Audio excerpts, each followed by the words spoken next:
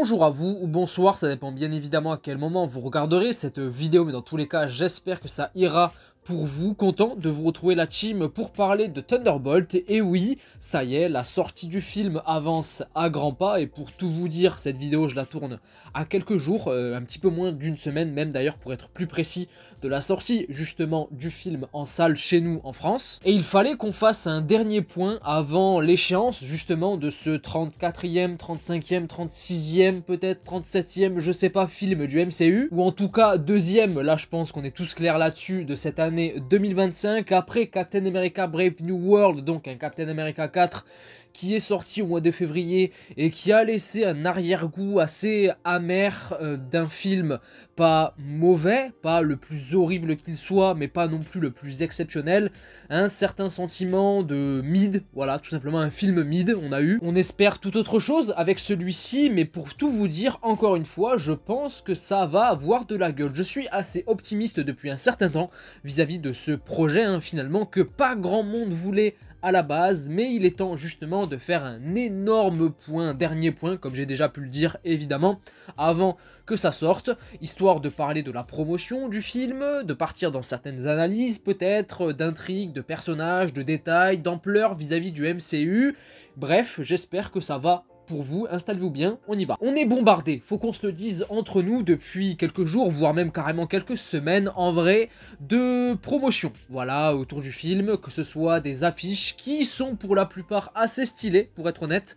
mais aussi des trailers, des TV spots qui commencent à en dévoiler pas mal, et pour tout vous dire, encore une fois, moi perso, ça fait un petit moment que j'ai arrêté de les regarder, pour justement me garder, je vais y arriver, le plus de surprises possible quand je serai dans la salle. Mais malgré tout, je trouve que Thunderbolt a la meilleure campagne promotionnelle d'un film du MCU. En tout cas, depuis un certain temps. Ce qui peut être assez paradoxal, évidemment, par rapport aux derniers jours et dernières semaines. Mais quand même, il faut se baser sur un truc. C'est qu'à la base, eh bien, ce film, littéralement, personne n'en voulait. Vraiment, on va quand même se rappeler d'une époque, ou en tout cas j'espère que certains vont s'en rappeler, que je ne serai pas le seul, où il y avait les premières rumeurs autour d'un film Thunderbolt, voilà, sur une équipe de méchants ou d'anti-héros de l'univers Marvel qui allait voir le jour, chose qui a été annoncée à la Comic-Con de San Diego en 2022, avec même carrément un premier logo et bien le fameux roster, le fameux casting de l'équipe qui a été annoncé. Une annonce qui a été un pétard mouillé, disons-le, parce que, eh bien oui, on parlait depuis très longtemps, en termes de bruit de couloir, etc.,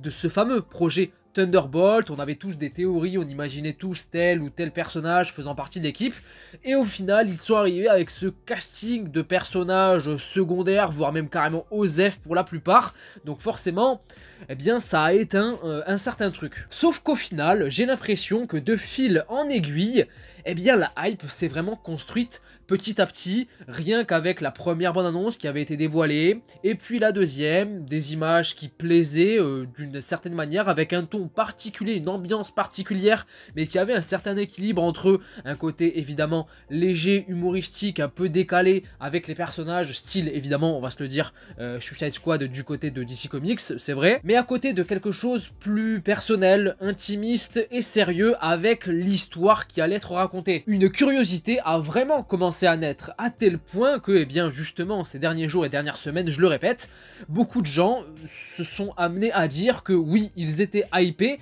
sans vraiment trop savoir pourquoi, mais la hype était présente. Et ça, c'est quand même une force, faut se le dire, à travers une promotion, des trailers, des teasers, des affiches, un petit peu troll par moment, où on a relevé que le film était un style, on va dire, A24, donc A24, donc un truc assez intimiste, genre film un petit peu d'auteur, qui allait vraiment raconter quelque chose, mélangé au délire MCU, super-héros, blockbuster et tout ça. Et je dois dire que j'en fais un petit peu partie, même si à la base j'étais très curieux, mais un petit peu hypé, mais surtout très curieux de voir ce que ça allait donner, à travers la première bande-annonce qui a été dévoilée, je crois, en septembre 2024, si je me rappelle bien. Des bandes-annonces d'ailleurs qui sont assez particulières depuis le début, en tout cas pour celles que j'ai vues, pour être très honnête,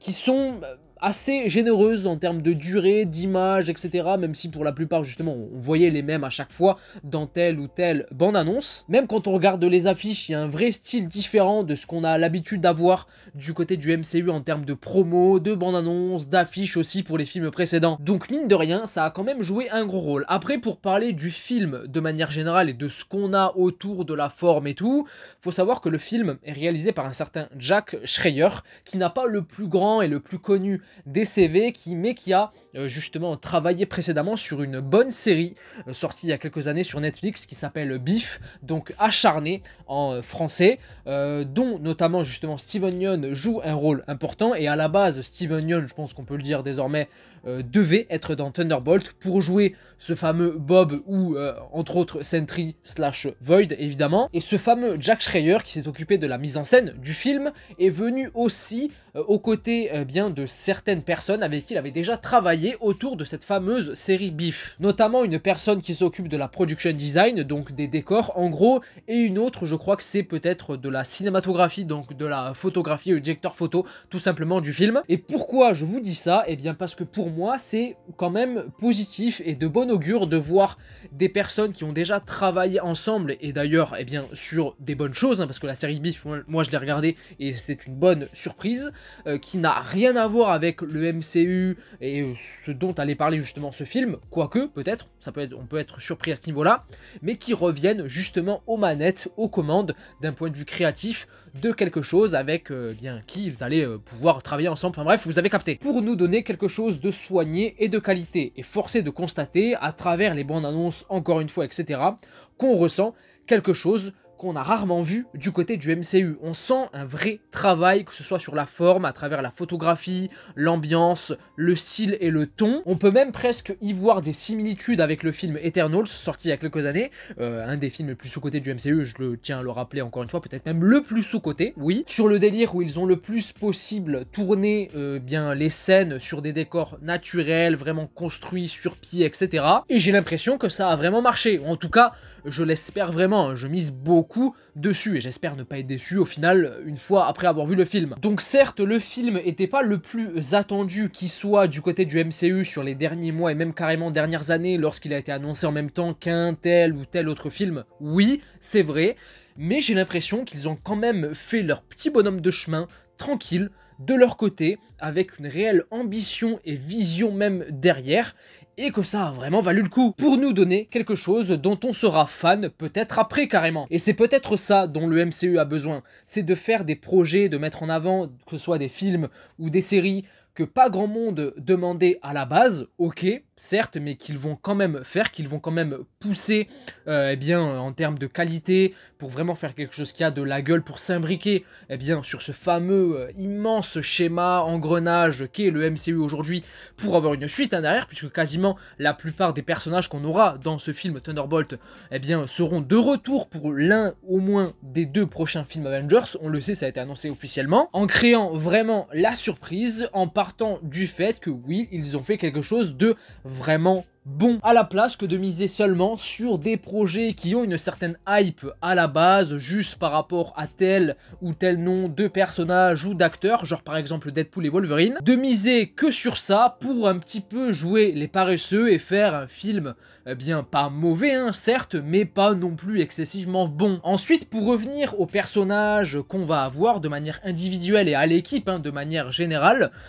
oui, parce que c'est quand même un gros point, le plus gros point du film, en tout cas ça l'a été pendant très longtemps, ce fameux roster de mélange à la fois d'anciennes Black Widow, mais aussi de super soldats, ouais, il y a quasiment que ça, mis à part Ghost, et c'est là où justement, eh bien finalement le personnage, personne n'y avait pensé à la base, hein, disons-le clairement, mais au final, vu la gueule de l'équipe sur le papier, eh bien je dois dire personnellement que je suis content de l'avoir. Pourquoi? Eh bien parce que c'est la seule de toute là, de l'équipe, eh bien qui a des capacités qui vont sortir un petit peu eh bien, du groupe là, parce que à travers une Black Widow ou une ou plusieurs Black Widow ou alors des super soldats genre Bucky, US Agent ou Red Guardian, parce que c'est clairement ça pour les trois, ou ancienne Black Widow justement pour Yelena Belova entre autres, et Taskmaster, même si Taskmaster, voilà, c'était d'ailleurs très marrant en termes de promo de voir que le personnage était pas trop là au début, mais il commence à le mettre un petit peu, ou à la mettre évidemment, parce que c'est une femme je crois dans le MCU, un petit peu partout, dans les affiches, dans les trailers, etc. La rajouter d'un point de vue image de synthèse, histoire de dire non mais vous inquiétez pas, elle fait partie de l'équipe et tout, elle est dans l'histoire, alors que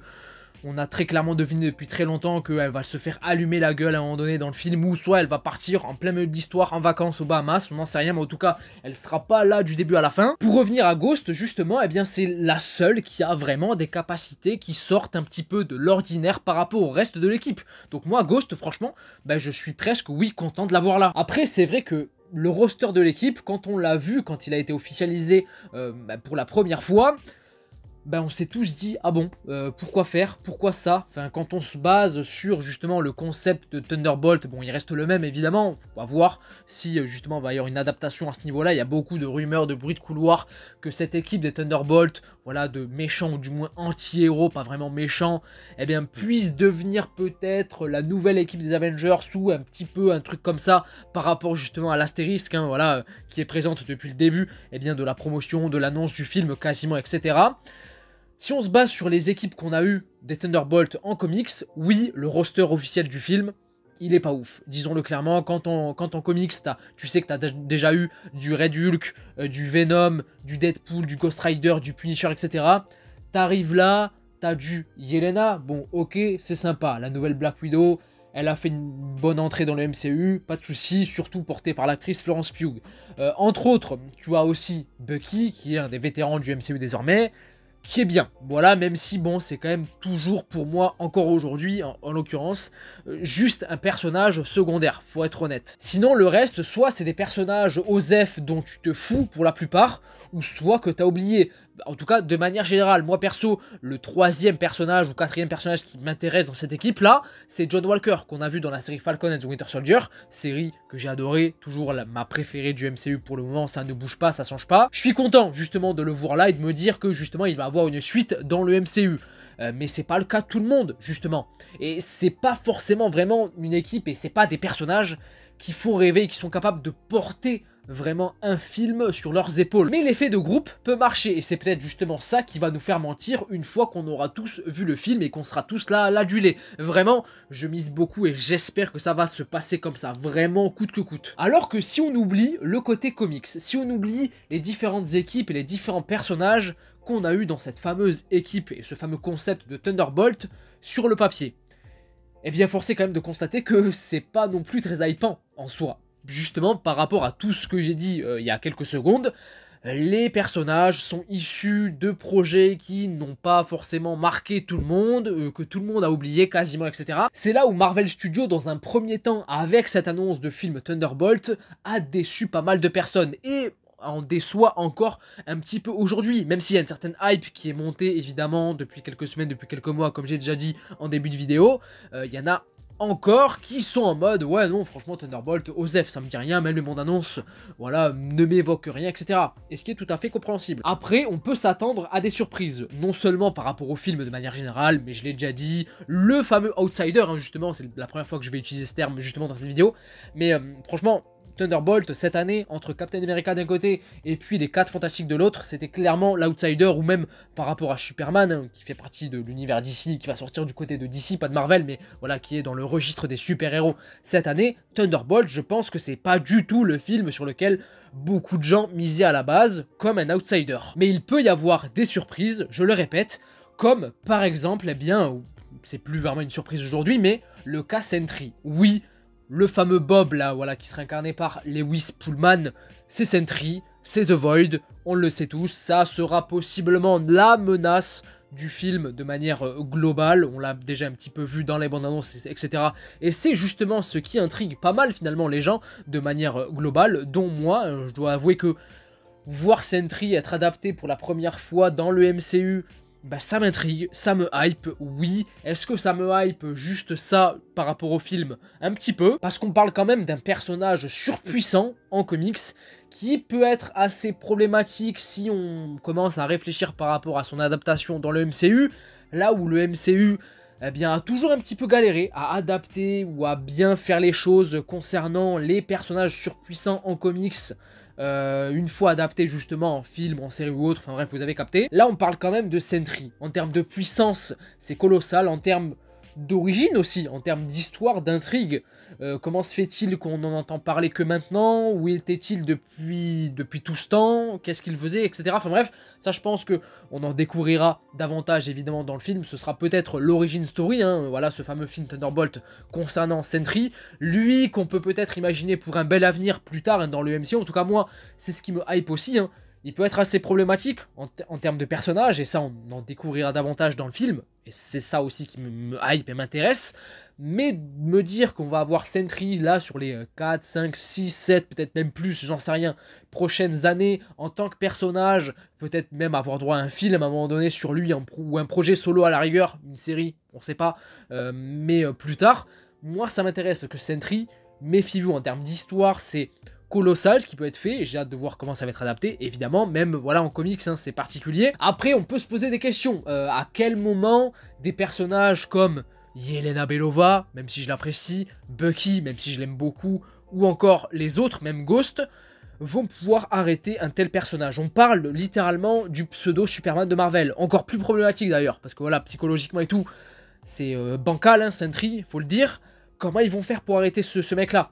On se doute évidemment qu'ils vont y arriver à travers une certaine forme, mais c'est ce qui peut être aussi intéressant. Je pense que ça va pas plaire à tout le monde, évidemment. J'ai une petite idée de la manière dont ils vont pouvoir l'arrêter, c'est-à-dire en allant chercher le côté humain du personnage, dans sa psychologie intérieure, peut-être avec un certain procédé dont on a pu un petit peu voir déjà dans les bandes annonces, etc. Pour essayer de soigner certains traumas sérieux et profonds du personnage, tout en s'aidant aussi eux-mêmes à surmonter tout ça, parce qu'on parle quand même justement de personnages méchants, anti-héros, qui sont sans doute, qui vont être, en l'occurrence, un petit peu perdus à ce moment-là dans le film, qui vont plus trop savoir où est leur place, etc. Et peut-être que ce film va aborder ce genre de thématiques, des thématiques qu'on n'a pas forcément l'habitude d'avoir dans un film de super-héros de manière générale grand public, et surtout MCU. Mais est-ce qu'on peut s'attendre à d'autres surprises, que ce soit en termes de personnages, mais aussi en termes d'enjeux par rapport au MCU, parce que là, bon, Thunderbolt, c'est l'un des derniers films du MCU à sortir avant Avengers Doomsday, faut commencer à préparer le terrain, peu importe comment ils ont construit les choses, les changements qu'il y a eu, bah, il faut faire en sorte que tout ça soit bien amené, et c'est aussi ce film Thunderbolt, le dernier de la phase 5. Après celui-là, on passera à la phase 6, donc est-ce que ça aura vraiment une signification particulière ou pas du tout? Bah ça on verra. On y voit la nouvelle tour des Avengers, ça y est, ça a été confirmé, on va enfin revoir cette tour qui avait été justement eh bien, le sujet assez mystérieux pendant pas mal de projets, pendant pas mal d'années, justement par rapport à ce fameux nouveau propriétaire de cette tour des Avengers. Ça a été pendant un moment donné, peut-être à travers des théories, le fameux Baxter Building des 4 Fantastiques, donc l'introduction des 4 Fantastiques dans le MCU. Ensuite, il y avait des théories concernant Wilson Fisk pour sa fameuse Fisk Tower, etc. Enfin bref, ça a été dévoilé. C'est la nouvelle tour de Valentina Allegra Desfontaines qui pourrait représenter une menace, même si une menace particulière dans le film, mais en tout cas un antagoniste en termes d'idées et de positionnement par rapport à l'histoire, sur son statut, etc. Est-ce que ça aura une réelle signification à la fin du film, peut-être par rapport au délire où ça va se finir, eh bien en mode, bah, cette fameuse équipe Thunderbolt va être la nouvelle équipe de New Avengers, peut-être, en tout cas sur une courte période, et eh bien siéger sur cette fameuse, ou dans cette fameuse tour des Avengers, qui ne s'appelle plus comme ça, je crois, puisque ça a été dévoilé, qu'elle s'appellera la Watchtower, je crois, dans le film. Des petites choses, voilà, concernant le film en termes d'ampleur, par rapport au MCU, de conséquences, aux scènes post-crédit aussi, pour amener vers quelque chose de plus intriguant, de plus grand ou pas. Enfin bref, pour moi, j'ai énormément d'espoir autour de ce film Thunderbolt, je pense que vous l'avez compris. J'ai des craintes, évidemment, en termes de ton, est-ce qu'on sera vraiment sur quelque chose de plutôt sérieux à la fois, ou est-ce qu'on sera encore une fois sur un truc assez léger, humoristique, comme le MCU nous a un petit peu habitué parfois sur certains films, même si j'ai quand même l'impression qu'ils vont avoir un certain équilibre en termes de ton, à la fois mêler le côté humoristique, léger, décalé, l'alchimie entre les personnages qui peut très bien fonctionner hein, par ailleurs, mais aussi le côté sérieux, dramatique, traumatique même carrément si on aborde certains sujets par rapport à tel ou tel personnage comme j'ai déjà un petit peu dit. Mais au-delà de tout ça, j'ai juste envie d'avoir un bon film du MCU en fait, qui sort un petit peu son épingle du jeu dans le délire où on l'attendait pas forcément de ouf pour beaucoup, mais qui va quand même avoir de la gueule, qui se tient du début jusqu'à la fin avec une vraie mise en scène, une vraie esthétique et un vrai message, ou du moins une vraie histoire qui va raconter quelque chose en fait. Voilà, tout simplement. C'est tout pour moi concernant Thunderbolt. Je pense que je vais m'arrêter là. J'espère avoir été clair sur la plupart des points que j'ai abordés. N'hésitez pas, vous, dans les commentaires, à me partager votre avis par rapport à ce film. Là, à quelques jours à peine de la sortie du film. Est-ce que vous êtes hypé? Est-ce que la hype a évolué petit à petit chez vous ou pas du tout? Ça peut être justement l'idée aussi. Partagez-moi tout ça, vos théories, si vous en avez en termes de personnages, d'histoire, par rapport au MCU aussi, et pour la suite également. Ça peut être très intéressant. Partagez-moi tout ça, je le répète encore une fois. N'hésitez pas à mettre un petit pouce bleu si la vidéo vous a plu, à vous abonner également si ce n'est pas déjà fait. Et moi, je vous fais plein de bisous. Je vous dis à la prochaine. Prenez soin de vous et de vos proches. Ciao, ciao.